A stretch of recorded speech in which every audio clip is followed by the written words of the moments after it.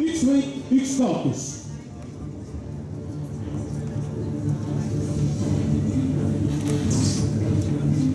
Matš toimub Jumafei turniiri formaadi amatöörreeglite järgi keskmiselt 3x3 minutit. Matši vahekohtunik Maarja Veen.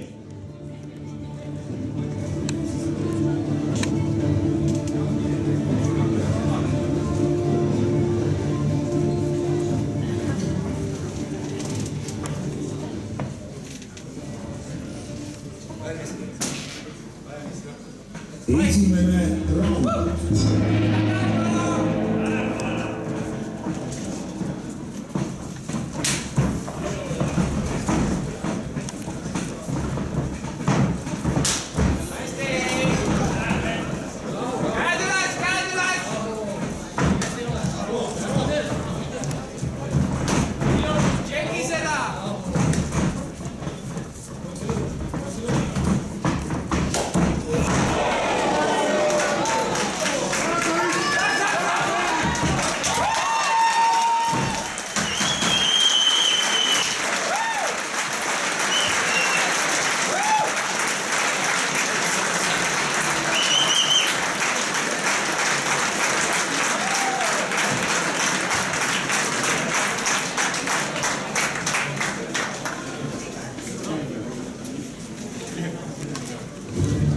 Daamid ja härrad,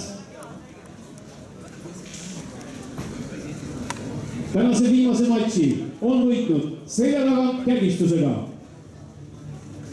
Vallo Kapa.